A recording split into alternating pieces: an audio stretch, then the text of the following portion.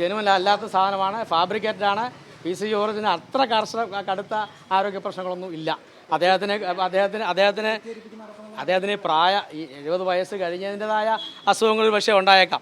അത് കോടതി തെറ്റിദ്ധരിപ്പിച്ച് തന്നെയാണ് തീർച്ചയായിട്ടും.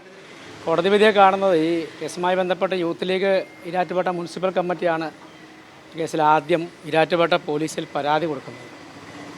ആ പരാതി ശരിക്കും പൂർണ്ണാർത്ഥത്തിൽ വിജയം കണ്ടുവെന്നാണ് ആദ്യം ഈ കേസുമായി ബന്ധപ്പെട്ട് ഇരാറ്റുപേട്ട മജിസ്ട്രേറ്റ് കോടതിയുടെ വിധിയിൽ പറയാനുള്ള ആദ്യത്തെ കമൻറ്റ്. കാരണം ബഹുമാനപ്പെട്ട കേരള ഹൈക്കോടതിയിൽ അദ്ദേഹത്തിൻ്റെ കേസ് മുൻകൂർ ജാമ്യത്തിൻ്റെ പരിഗണനയിൽ വന്നപ്പോൾ, ജാമ്യാപേക്ഷ പരിഗണിക്കുമ്പോൾ ബഹുമാനപ്പെട്ട ഹൈക്കോടതി നടത്തിയ വളരെ ഗൗരവപൂർവമായ പരാമർശങ്ങൾ, ആ ഗൗരവത്തിൻ്റെ അതേ അളവിൽ ഈരാറ്റുപേട്ട മജിസ്ട്രേറ്റ് കോടതിയും ആ ഗൗരവം അതേ അളവിൽ കണ്ടു. അതുകൊണ്ടാണ് ഇത്രയും ദിവസം, ഈ 6-ാം ദിവസം വരെ ജാമ്യം കൊടുക്കാൻ താമസിച്ചതും അതിൻ്റെ ഗൗരവം ഉൾക്കൊണ്ടത് കൊണ്ട് തന്നെയാണ്. ഇന്നലെയാണെങ്കിലും കേസിൻ്റെ മെറിറ്റിനെക്കുറിച്ച് പ്രതിഭാഗം അഭിഭാഷകനോ യാതൊന്നും പറയാനില്ല. അദ്ദേഹത്തിൻ്റെ ആരോഗ്യസ്ഥിതിയെക്കുറിച്ച് മാത്രമാണ് പറയാനുള്ളത്.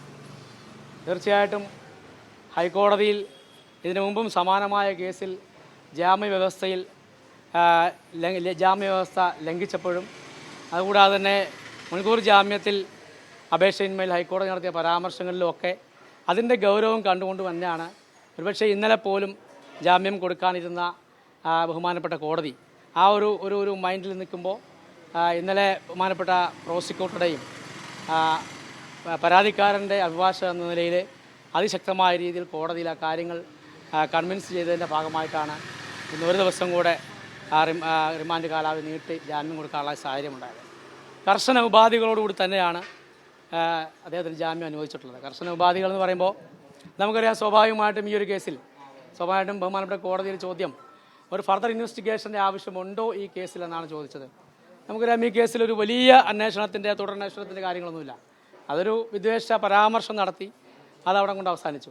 അതിൻ്റെ ഡിജിറ്റലായിട്ടുള്ള എവിഡൻസും കാര്യങ്ങളൊക്കെ കോടതി സമാഹരിക്കുകയും, പക്ഷേ കോടതി കണ്ട ഒരു ഗൗരവം ഞാൻ നേരത്തെ സൂചിപ്പിച്ചതുപോലെ ഹൈക്കോടതിയുടെ പരാമർശത്തിൻ്റെ വെളിച്ചത്തിൽ അപ്പോൾ ഇന്ന് ഓർഡർ വരുമ്പോഴത്തേക്കും ആ കർശന ഉപാധിയിലെ ഒരുപക്ഷെ ഏറ്റവും പ്രധാനപ്പെട്ട കണ്ടീഷൻ എന്ന് പറയുന്നത് ഇനി ഇത്തരം പരാമർശങ്ങൾ ആവർത്തിക്കരുതെന്ന് തന്നെയായിരിക്കും സ്വാഭാവികമായിട്ടും. പിന്നെ രണ്ടാമത്തെ ഉപാധി അദ്ദേഹത്തിന് ആരോഗ്യ പ്രശ്നത്തെക്കുറിച്ച് പറഞ്ഞു. അത് കോട്ടയം മെഡിക്കൽ കോളേജിലെ ചികിത്സ പോരാ, സ്വകാര്യ ആശുപത്രിയിലേക്ക് മാറ്റണമെന്നുള്ളതാണ്. അപ്പോൾ ആ നിലയിൽ സ്വകാര്യ ആശുപത്രിയിലേക്ക് വിദഗ്ധ ചികിത്സയ്ക്ക് വേണ്ടി മാറ്റുന്നതിനെക്കുറിച്ചുള്ള പരാമർശം ഉണ്ടാവും. പിന്നെ മറ്റുള്ളതിനെക്കുറിച്ച് നമുക്കറിയില്ല. ഏതായാലും 1 മണിക്കൂറിന് ശേഷം കോടതിയുടെ ഓർഡർ വരുമ്പോഴേ നമുക്ക് എന്താണ് ജാമ്യാവസ്ഥ എന്ന് പറയാൻ കഴിയുള്ളൂ. ഏതായാലും ഒറ്റ അർത്ഥത്തിൽ ഒരു വാക്കിൽ പറഞ്ഞാൽ യൂത്ത് ലീഗിൻ്റെ പരാതി വിജയം കണ്ടു എന്ന് തന്നെയാണ്.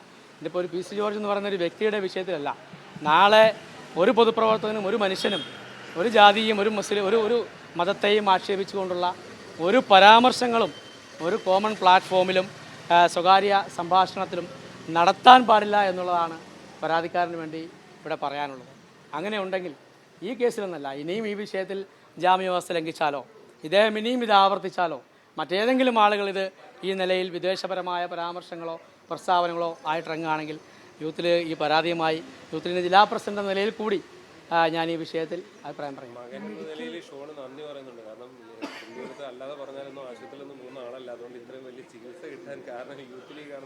അല്ല, അത് അവരുടെ കുടുംബപരമായ കാര്യമാണ്. ആ കാര്യത്തിൽ നമ്മൾ അതിനകത്ത് യാതൊരു അഭിപ്രായം പറയുന്നില്ല. അതൊക്കെ ഈ കേസിൻ്റെ ഗൗരവത്തെ ആ നിലയിൽ കാണാതെ ചുമ്മാ ഒരു തികഞ്ഞ ലാഘവത്തോടെ കാണുന്നതിൻ്റെ ഒരു കമൻ്റ് എന്നുള്ളൂ, നിസ്സാരവൽക്കരിച്ച് കാണുന്നതിൻ്റെ ഒരു കമൻ്റ് എന്ന് ഞാൻ പറയുന്നുള്ളൂ. അതിൻ്റെ ഒരു വിഷമവും പ്രയാസമൊക്കെ അവർ അനുഭവിച്ചിട്ടുണ്ട്, എനിക്കറിയാം.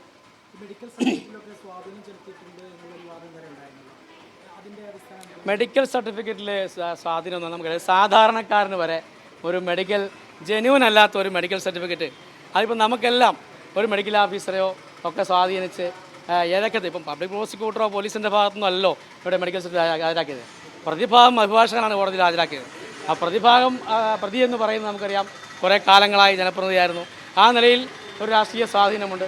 ആ സ്വാധീനമില്ലെങ്കിൽ പോലും ഒരു സാധാരണക്കാരന് പോലും ഒരു മെഡിക്കൽ സർട്ടിഫിക്കറ്റ് ഉണ്ടാക്കാൻ കൃത്രിമമെന്നല്ല, ജെനുവൻ അല്ലാത്ത ഒരു മെഡിക്കൽ സ്റ്റോർ ഉണ്ടാക്കാൻ ആർക്കും സാധിക്കും. ആ നിലയിൽ സ്വാധീനമുള്ള ആളെ സംബന്ധിച്ച് അത് കോടതിയെ കൺവിൻസ് ചെയ്യാനും കോടതിയെ റെക്കോർഡിലേക്ക് കൊണ്ട് ഹാജരാക്കാനും സാധിക്കുമെന്നാണ് ഞാൻ ഉദ്ദേശം. ജെനുവൻ അല്ലാത്ത സാധനമാണ്, ഫാബ്രിക്കേറ്റഡ് ആണ്. PC ജോർജിന് അത്ര കടുത്ത ആരോഗ്യ പ്രശ്നങ്ങളൊന്നും ഇല്ല. അദ്ദേഹത്തിന് 70 വയസ്സ് കഴിഞ്ഞതിൻ്റെതായ അസുഖങ്ങൾ പക്ഷേ ഉണ്ടായേക്കാം. അത് കോടതി തെറ്റിദ്ധരിപ്പിച്ച് തന്നെയാണ് തീർച്ചയായിട്ടും.